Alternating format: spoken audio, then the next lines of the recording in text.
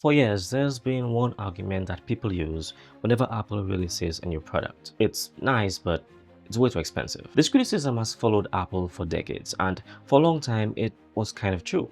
MacBooks were expensive, iPhones were expensive, and if you're shopping on a tighter budgets, Apple products usually weren't even part of the conversation. But recently, something strange has started happening. Apple released the iPhone 16e. Now we're hearing about the iPhone 17e, and there's even something more interesting on the horizon, the MacBook Neo. And if you step back and look at all of these together, a pattern starts to appear, because Apple, the company famous for premium pricing, might be quietly doing something very different.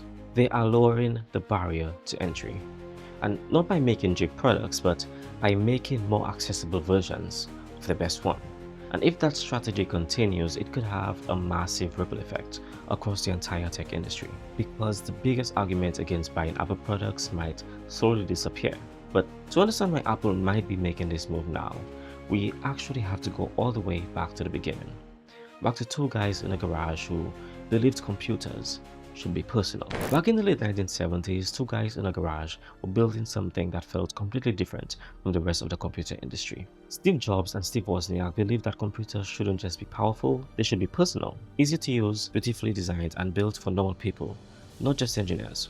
Over time, something very interesting happened. Apple became known not just for their great design, but for their premium pricing.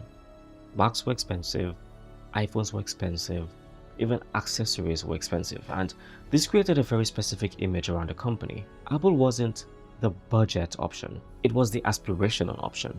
Later on, under Tim Cook, Apple refined this approach even further, and instead of trying to dominate every price category, Apple focused on doing one thing incredibly well: owning the premium market. The idea was pretty much very simple. If Apple could build the best experiences at the high end, people would naturally gravitate toward them, and for the most part, it worked.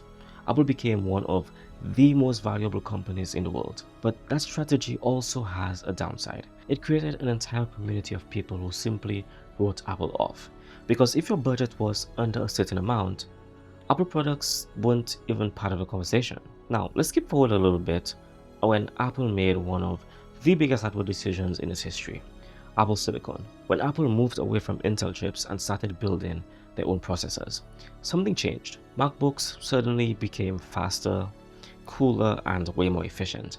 And most importantly, Apple gained total control over performance and cost, which meant Apple could do something it couldn't easily do before: build cheaper devices without destroying performance. And that leads us directly to the new strategy that we are starting to see. The iPhone 16e is a perfect example of this. Instead of positioning it as a flagship, Apple positioned it as a more accessible entry point into the iPhone ecosystem. It gives many of the core Apple features people care about, but trims things in areas most everyday users won't even notice. And the same strategy seems to be the concept in the 17e, which signals something very, very important: that this isn't a one-off experiment, it's becoming a product category. Now we're seeing that same philosophy applied to the Mac lineup with the new MacBook Neo. So the MacBook Neo might look like just another laptop release, but strategically it could be one of the most important products that Apple launches this decade. Because for years, if someone asked what is the cheapest Mac I can buy, the answer was still relatively expensive compared to most laptops, unless you went in the used market. But the Neo changes that, and it creates a much easier entry point into the Mac ecosystem. And that matters more than it might seem, because once someone starts using a Mac, they often end up buying other Apple products: AirPods, the Apple Watch, the iPhone, the iPad.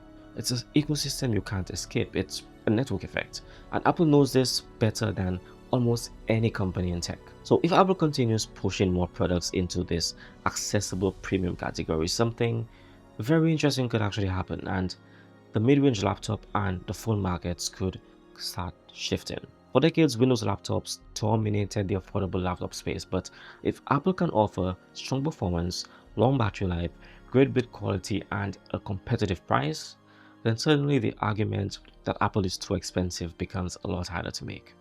And that might convert a lot of people who were previously skeptical of the brand itself. So the MacBook Neo might seem like just another product announcement, but it could actually represent something bigger.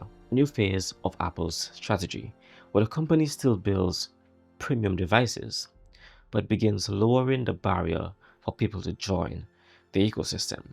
And if that continues, you might be watching the start of something important.